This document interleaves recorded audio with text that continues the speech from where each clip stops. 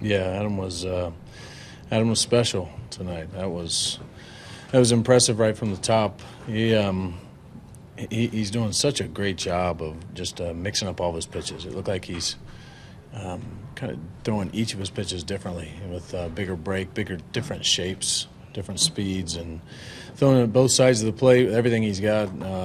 That was just a display of pitch making. So when he comes in after the eighth inning, what's the conversation like? What can you share? Basically, I go over to him and just kind of look him in the eye, and he looked like I thought he'd look, and begged me for 10 more pitches. And we've had that conversation before. And there's been times when I've given him 10 and he had to come out. And I don't think anybody in the whole place would have been very happy. And I actually went over a couple. But it was obvious. And, you have the ability to do that. You could tell he wasn't working very hard all night. I mean, he was really under control and still had as good a fastball in the ninth as he had early on when he wanted it. But the art of tonight was him taking off a little bit of velocity, putting on movement, and all about location. So didn't feel like we were pushing him physically, but it was something we were hoping that would happen, and that was a special night. Is a big part of that the fact that he wasn't pitching with a lot of traffic? Yeah, I'd say he might have had those 2 innings where he goes back to back with lead doubles and pitches his way out of it. I'd say that was the highest stress he had. But fortunately the guys gave him a little space too, and a great job of situational hitting. Well, we have 3 at bats in a row with man on second, nobody out, and the guys didn't just give themselves up. They went up and took solid at bats, ended up in 3 runs and 4 runs actually, and then added to a little bit more with Johnny's home run. But he had a little bit of room where he could be aggressive and made pitches when he had to. That was vintage Wainwright. Do you watch the hitters' reactions to his pitches? Yeah. You get a lot from Yeah, even early on in the season when he was trying to find the field, you could tell that they weren't really off on his breaking ball. They were taking good passes at it.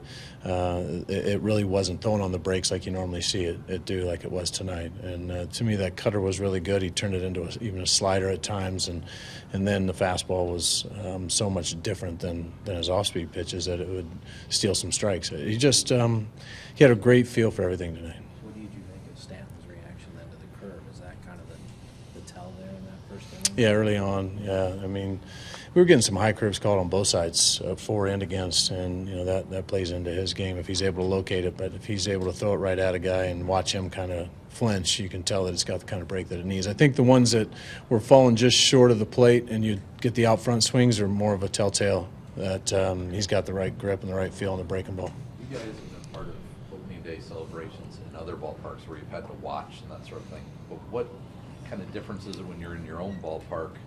It's guys wearing your uniforms, that sort of thing, that are being honored. Does that have a different effect on the team, or is that just nice for everybody else watching, but not for you guys getting ready? No, I'm really glad the organization does that. I think there's no way that you can sit over there in the dugout and watch all that and realize what we're doing here has a lasting impact, and to want to be a part of something an historic event like being a World Series championship team and how it's celebrated 10 years later, and you can see the camaraderie, and what a great turnout too from the alumni guys to show up.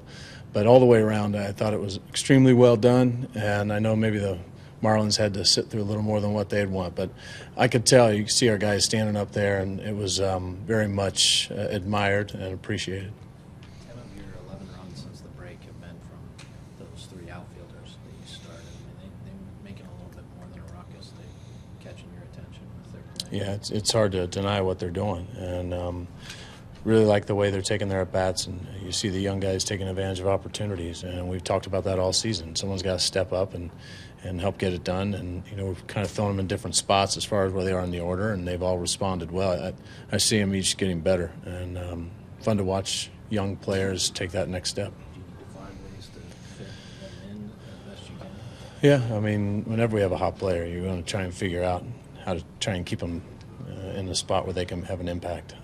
But there does come a point where there's a log jam, but we'll keep trying to make room and find out if they can keep it going. But they're playing an exciting style of baseball too. Lots of speed, lots of power, just making the most of it.